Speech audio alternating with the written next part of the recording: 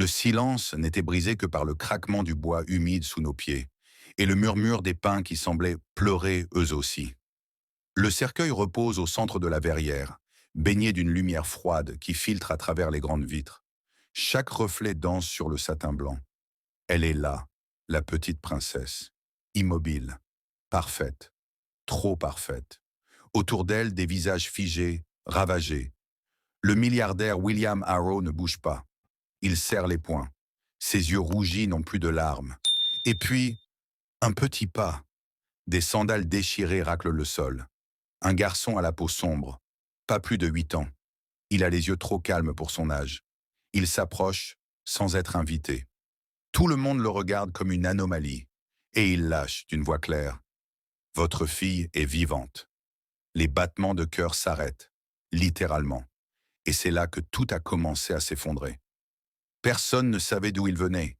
Mais lui, il savait où elle était. On l'a repoussé. On a cru à une mauvaise blague. Un gosse fou, ou pire.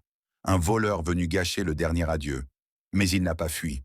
Il est resté là, le regard vissé sur le cercueil, sans cligner des yeux. William a crié « Dehors maintenant !» Mais juste avant que les gardes ne le traînent, le garçon a levé un doigt. Elle n'est pas morte. Elle est coincée.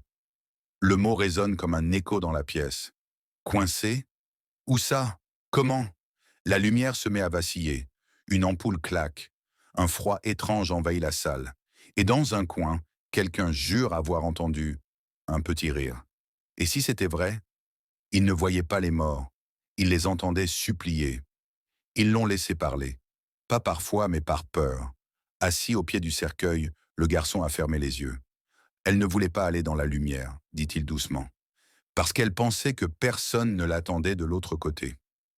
Il commence à décrire la chambre de la fillette, ses peluches cachées derrière le rideau, la musique qu'elle écoutait, le nom de son lapin en peluche, Nino, que même William avait oublié. Alors il a expliqué, il entend les âmes coincées entre ici et l'après. Elle ne parle pas avec des mots, mais avec des souvenirs, des fragments, des cris étouffés. Elle n'a pas peur de la mort, dit-il. Elle a peur de ne pas être pardonnée. Cliffhanger. Et quand il prononça ces mots, le cercueil vibra. La vérité n'était pas qu'elle était vivante, mais que sa mort n'était pas naturelle. Le garçon commence à reculer. Il est pâle. Ses lèvres tremblent. Quelqu'un l'a retenu, exprès. Les regards se tournent vers l'assistance. Des murmures, un souffle d'effroi.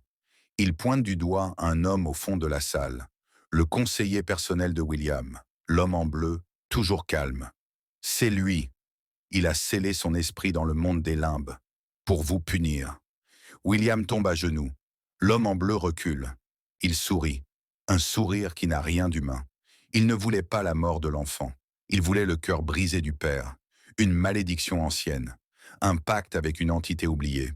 Le garçon l'avait déjà entendu, des années plus tôt, dans un autre cimetière. Cliffhanger. Et il savait que pour la sauver, il faudrait en perdre un autre. Sauver une âme n'est pas gratuit. Le garçon pose ses mains sur le cercueil. Ses doigts tremblent, mais ses yeux brillent d'un éclat surnaturel. Une lumière douce s'échappe du bois blanc. Le corps de la petite fille bouge. Elle ouvre les yeux. Mais le garçon, lui, s'effondre. Son cœur s'est arrêté. William le prend dans ses bras. Il pleure cette fois pour deux. La fillette respire doucement. Mais son sauveur est parti, pas mort. Juste, passé de l'autre côté, à sa place. Dernière phrase. Il était invisible pour le monde, mais il est devenu éternel dans le cœur d'un père.